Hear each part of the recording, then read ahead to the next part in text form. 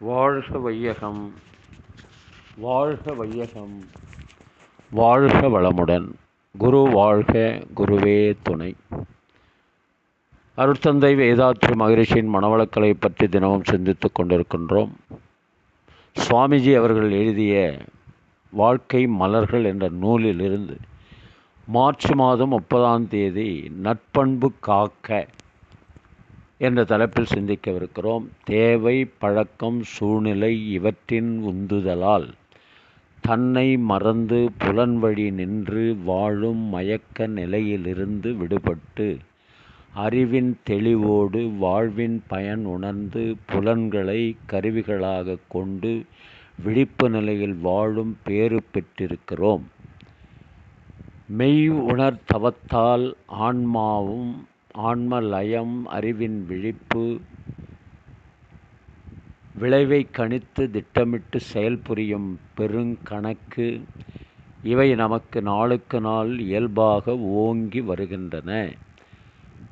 இவ்வுயர் அன்பு பேற்றினை கொண்டு நாம் சிறப்பாகவும் வளமுடனும் வாழ வேண்டும். வாழும் மக்களுக்கும் வருங்கால உலகுக்கும் நாம் வாழ்க்கை வழிகாட்டிகளாக விளங்க வேண்டும். இத்தகைய பொறுப்புக்கள் நமக்கு இருக்கின்றன. இப்பொறுப்புக்களை நமது கடமையாக கொண்டு நாம் செயலாற்றி வாழ வேண்டும். பொருள், வளம், ஒழுக்கம், இறை உணர்வு, மறவாத மனநிலை, தொண்டு என்ற 4 பண்புகளும் மனிதன் வாழ்வின் உயர்வுக்கு இன்றியமையாத தேவைகள். மயக்கமுற்ற உலகில் பலதரப்பட்ட மக்களுடன் ஒட்டி உறவு பூண்டு நாம் கடமையாற்றி வாழ்கின்றோம். இதனால் இந்த 4 பண்புகளையும் காப்பது மிகவும் கடினம்தான் என்றாலும் நாம் மதிப்புமிக்க நற்பண்புகளை காத்தே ஆக வேண்டும். அதுதான் நமது தலையாய கடமை. வரவுக்கு உட்பட்டு செயலை வரையறுத்து வாழ்வதிலும் தேவையின் அவசியம் உணர்ந்து பொருள் பெற்று துய்ப்பதிலும் மிகவும் விழிப்போடு இருக்க வேண்டியுள்ளது. அருட்தந்தை வேதாத்ரி மகரிஷி அவர்கள். வாழ்க வையகம், வாழ்க வையகம், வாழ்க வளமுடன். சமுதாயத்தில் நாம் சமுதாய மக்களோடு பழகும்போது பலவிதமான செயல்களும் நடப்பதற்கு வாய்ப்பு இருக்கிறது. அதில் நல்லதும் நடக்கலாம், தீயதும் நடக்கலாம்.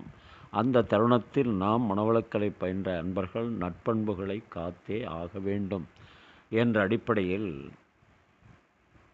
கவியரசர் கண்ணதாசன் பாடல் நினைவுக்கு வருகிறது. வீட்டை விட்டு வெளியில் வந்தால் நாளும் நடக்கலாம், அந்த நாளும் தெரிந்து நடந்து கொண்டால் நல்லா இருக்கலாம். உன்னை கேட்டு என்னை கேட்டு எதுவும் நடக்குமா? உன்னை கேட்டு என்னை கேட்டு எதுவும் நடக்குமா?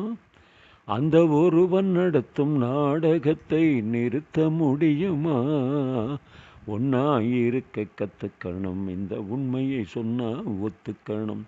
காக்கா கூட்டத்தை பாருங்க, அதுக்கு கற்றுக் கொடுத்தது யாருங்க? ஒன்னாயிருக்க கற்றுக்கணும், இந்த உண்மையை சொன்னா ஒத்துக்கணும்.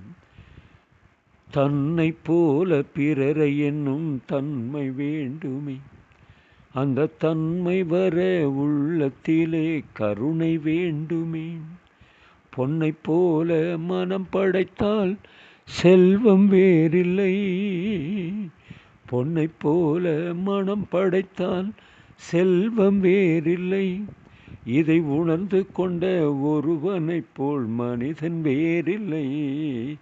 ஒன்னாயிருக்க கற்றுக்கணும், இந்த உண்மையை சொன்னா ஒத்துக்கணும். கொஞ்ச நேரம் காற்றடித்து ஓய்ந்து போகலாம், கொஞ்ச நேரம் காற்றடித்து ஓய்ந்து போகலாம்.